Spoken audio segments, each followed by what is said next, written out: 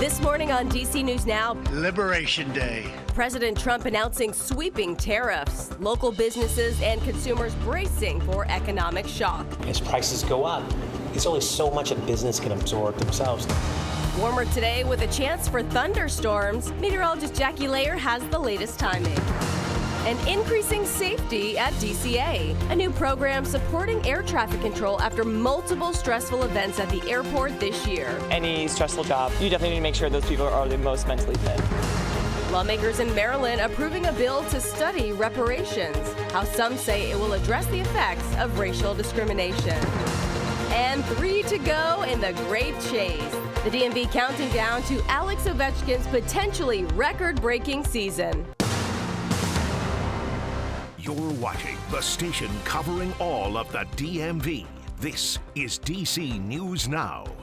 Well, good morning, and thanks for starting your Thursday with us here on DC News Now. I'm Tanaya Wright. Good morning to you. I'm Corey James. Let's get right to Jackie for the forecast this morning. Good morning. Yeah, good morning. We're starting off with some patchy dense fog along with some mist too, so take it slow on your travels. This is a live look at DC. Really tough to see anything at this point. That fog quite thick at this point in the morning. So heads up, not only we're tracking that, also seeing that reduced visibility elsewhere across the area. About 2 miles in Culpeper, now down to about 5 in DC, Manassas too. I would say less visibility even over towards Dulles right now compared to that 5 that's popping up in DC at Reagan. 7 miles in Leesburg, 3 in Frederick, but we're also keeping a close eye on this line of strong to severe thunderstorms. We now have our first severe thunderstorm warned cell that's entering into Garrett County as we speak. It also includes Allegheny County in western Maryland, along with Mineral County in West Virginia, including Kaiser, and that's moving its way at about 65 miles per hour, but the mean hazard, it's 60-mile-per-hour wind gust,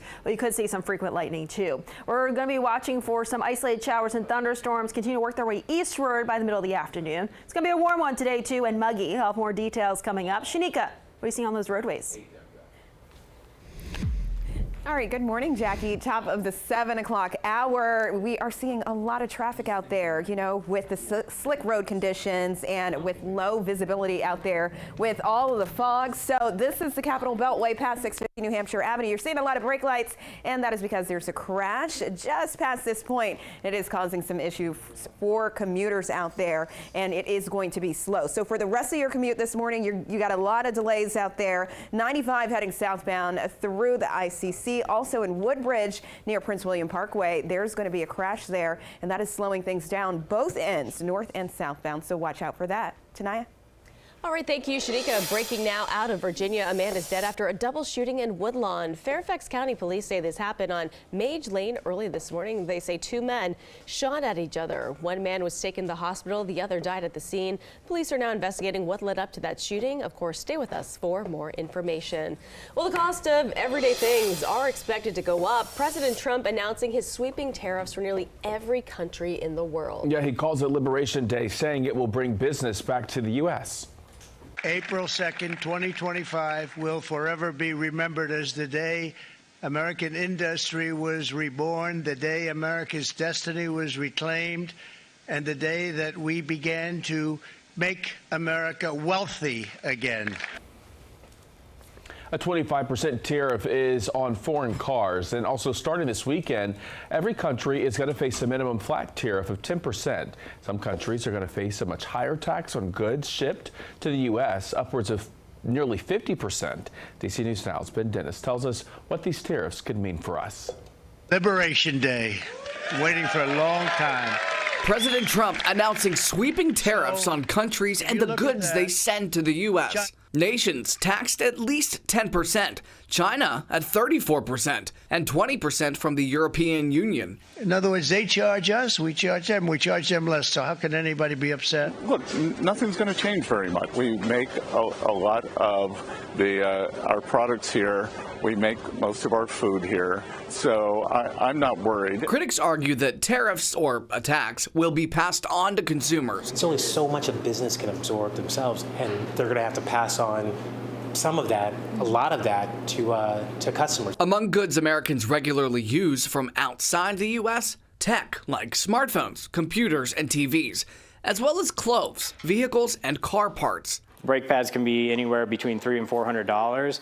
I can easily see that stuff going up to $500 to $600. The news came on the heels of the U.S. Senate voting to reject the president's previously announced tariffs on Canada. The effort to end this led by Virginia Senator Tim Kaine. None of his policies, including these tariffs, anticipate any relief for hardworking and middle-class families. They're liberating consumers from their hard-earned money because this is going to translate into increased costs.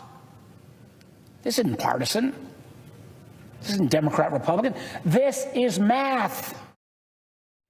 All right, that was Ben Dennis reporting. President Trump also says there's going to be a tax deduction on interest rates for loans to buy American cars. It's not known how long it will take before consumers could see costs go up on non-American products. And as those tariffs were implemented, many markets were immediately impacted. That is right. One market badly affected were the Asian markets. South Korea was hit with a 25% tariff. The country's benchmark KOSPI went down by 1.5%. The Trump imposed 24% tariffs on Japan. Tokyo's Nikkei 225 index had originally went down 4%, but recovered to nearly 3%. Meantime, Wall Street forecasting big losses for stocks when they open later this morning. And electric vehicle markets are being affected as well. An advocacy group says the tariffs will increase the cost of the cars, and it's going to make it harder for the U.S. to bring investments for electric vehicles and battery supply chains. And union leaders from across the country speaking out against the tariffs. The American Federation of Labor and Congress of Industrial Organizations President Liz Shuler calling the tariffs a step backwards. In a statement, she says, quote, unfortunately, the Trump administration's attacks on trade union workers' rights at home, gutting of the government agency that works to discourage the outsourcing of American jobs and efforts to erode critical investments in U.S. manufacturing, take us backward. A scary moment at a Montgomery County high school yesterday. That is right. Watkins Mill High School was placed on lockdown after a student was injured during a fight. Our Jean-Marie Sase is live at the school this morning in Gaithersburg. So Jean-Marie, what do we know so far? Yeah, good morning. Well, students are returning back to school after yesterday's incident. A letter was sent to parents quickly after the situation, informing them that the student was injured but is dealing with non-life-threatening injuries. You can see parents are dropping off their students. Buses are already arriving. School is about to start soon. But this entire situation happened yesterday afternoon. Watkins Mill High School was on lockdown after an assault. According to a letter to parents, it happened right toward the end of fifth period when an altercation between two students happened and a weapon was involved. Now, one of the students was injured, taken to the hospital for non-life-threatening injuries, and the student that initiated the assault left the building. Now, before 2:30, the school was under lockdown and students were later dismissed in time. All activities continued as scheduled. And in a letter to parents, the principal says, I am dismayed that students at Watkins Mill High School chose to resolve conflict by resorting to anger and, in this case, harm. These are not the values I have communicated through the year and the type of behavior we have modeled for our students. Now, the principal definitely urged parents in that letter to speak to their students as well, and she did say that the students involved will face serious consequences. For now, reporting in Gaithersburg, Maryland, I'm Jean-Marie Sase, DC News Now.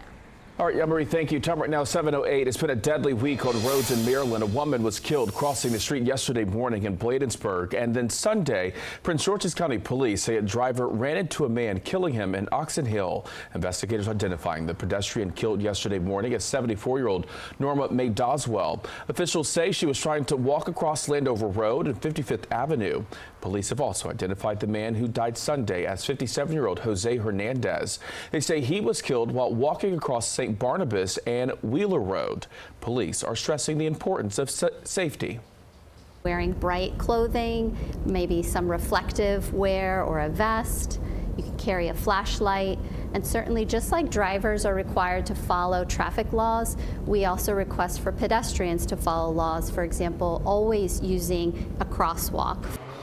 Both cases are being investigated. No word on if the drivers involved are going to face any charges. And a D.C. man accused of pushing a toddler down an escalator has been indicted on multiple charges, cruelty charges to children. This happened in 2023 at the Mount Vernon Metro Station. Court documents say William Woodson came up behind a woman and her 2-year-old, kicked the child down the escalator. That child was injured with a mild concussion. The D.C. U.S. Attorney's Office says Woodson and the woman did not know each other and they did not interact before the incident. incident. There's also a major safety effort happening in Montgomery County. Police were out reminding drivers about the move over law. They focus on the busy Route 29 corridor where speeding has been a problem and drivers are not moving over when cars are pulled over to the shoulder. What's supposed to happen is if there's a lane open to you, if it's a multiple lane road and there's a lane open to you, you're supposed to move to that open lane if you safely can do that. And that's what we want you to do. If the lane is not open to you or it's not a multiple lane road, we want you to slow down to give that and just move a little bit to the left or right. Now, if you get caught breaking that move over law, you're going to face a fine and points on your license. And former President Barack Obama making a cameo in a family's photo shoot here. Portia Moore says her son and daughter were standing for a picture right under a cherry tree along the tidal basin when her husband pointed out the 44th president walking by there. Now, in these photos, it immediately went viral, capturing the former president's attention. He happened to comment on the post, writing, "Preston and Belle, I hope you enjoyed peak bloom. My bad for stepping into the shot." So casual there, too. All right, a reminder, thousands of runners are going to be in the district this weekend. Metro trains are open 2 hours early on Sunday for the Cherry Blossom 10-mile run. WMATA says trains are going to start running at 5 o'clock in the morning. On normal service, Smithsonian is the closest station to the start and finish lines.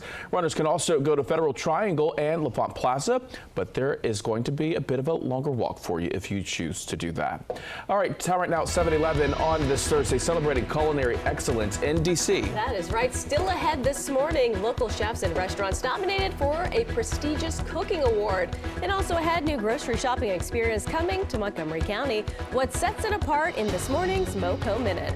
Jackie, your run will never get old for me.